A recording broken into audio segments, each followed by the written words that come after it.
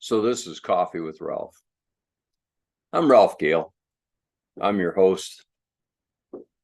It's Medicare season, annual enrollment period. So my discussion about Medicare really has come to a screeching halt for my podcast here. But so today I thought I was going to reflect on something. A client asked me the other day, he said, Ralph, if you're not allowed to call people during this period of time, I've got two questions. I said, okay. He said, the first question is really quite simple. If you can't do it, how come all these other people can? And I said, well, I choose to obey the rules. And the rules state that unless I have a prior relationship with you regarding Medicare, that I can't call you. Now, the people that are doing it, they're telemarketing organizations. Do they care? Probably not. Their job is to rile you up enough to take the phone call. Well, yesterday I had that phone call that just absolutely made me realize how stupid and rude these people are.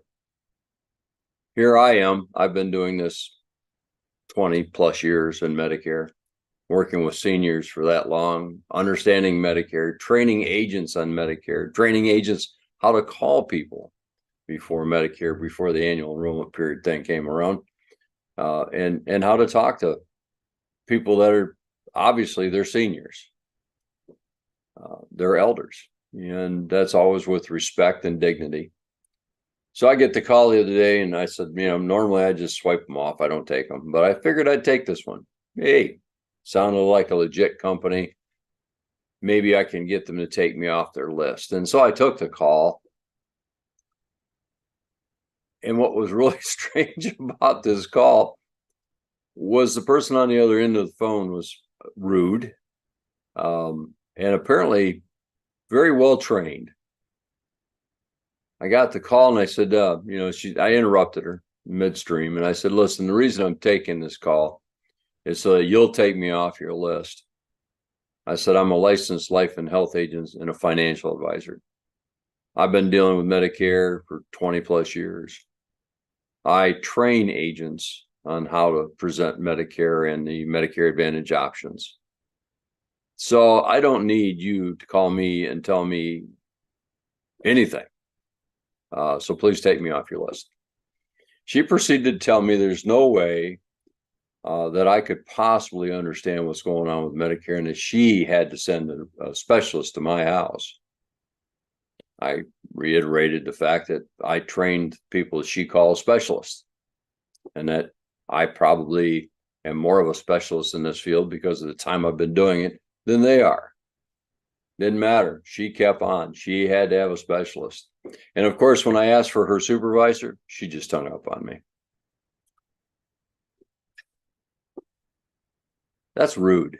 I don't care who you are, what position in life you're at, but when you're asked to be held accountable for something like this, and then you just hang up. And of course, the number, when you call it back, they're not able to take inbound calls. Go ahead and report them. They'll just change the number. So then there's guys like myself and a lot of other honest agents out there that are sitting back and we're doing the way we're supposed to do it. And we probably don't get as many clients as we should. So that was the first question. The second question was, if you can't call people, Ralph, how in the world are they ever going to find you? Isn't that a great question? I said, well, really the best way is word of mouth. If I've done you a good service and you're happy with the coverage I've provided you, then you need to tell your friends to call me. It's that simple. I said, or I can go out and spend thousands of dollars mailing postcards or letters or whatever out to all the Medicare beneficiary recipients, because that's legal. I could do that. But that's thousands and thousands of dollars. And just that as an example, I've gotten, I don't know, 7 or 8 different postcards and letters saying, hey, Medicare's changed, blah, blah, blah, blah, blah, blah, blah. Call us. And then And how many commercials do you see on TV that say, call us? We're going to tell you all about the massive changes that have happened to Medicare and the Medicare Advantage programs. Folks, to be honest with you, there aren't that many major changes.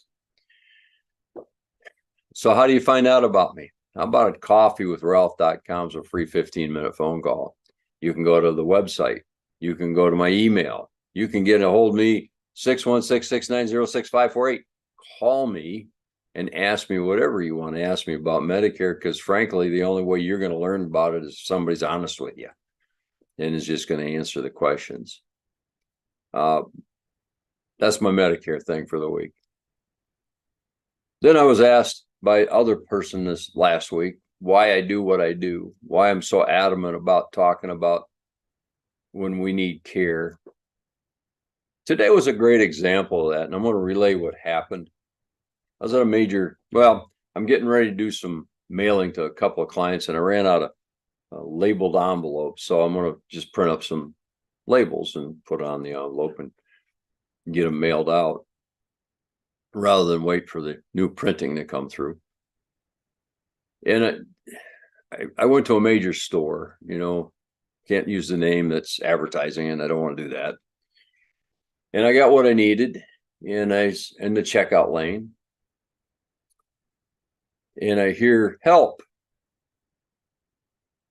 And I looked around, and I didn't see anybody, but I heard it again. I went, okay, it was a male voice, so we've got somebody in distress someplace. I looked over the edge, of the railing there, the divider wall, and there's a man on his hands and knees. He's a big man too. I mean, he wasn't, I'm 200 pounds. So if he was 250, 275, I'd probably be a good guess. And he's probably 6'3" or 4. But here he is on his hands and knees, and he can't get up. He fell. I'd seen him in the store before, and I'm not exactly sure what his disease is, but I believe it's post-polio syndrome, which means as he gets older, his legs don't work the way they should. So I get over there, and I said, did you stumble on something? And no, legs just gave out. There's another gentleman there, but there's people passing by this man on his hands and knees. It's sad to think that here he is in a time of need and nobody's willing to bend over to help him. So this gentleman stopped. He's part of Kent Intermediate School District. I don't know. I didn't catch his name. And I was there, and they brought a motorized cart up for him, and got it as close as we could. And I said, "No, what do we need to do to help you get up, sir?" He said, "Well, I need to push up." Okay. So one man grabbed one arm and I grabbed the other armpit, and we're waiting for him to use his legs to help push us up so we could lift him. And there was nothing there. It was at that moment, I think, he realized that his disease has progressed to the point where he's not going to be walking through the store anymore. And you could see the disappointment and distress in his face. And we worked on it, and we tried to trying to figure out how to get him up. And he said, "Well, if I get one leg underneath me and we can stand straight up," he said, "I should be able to get over to the seat."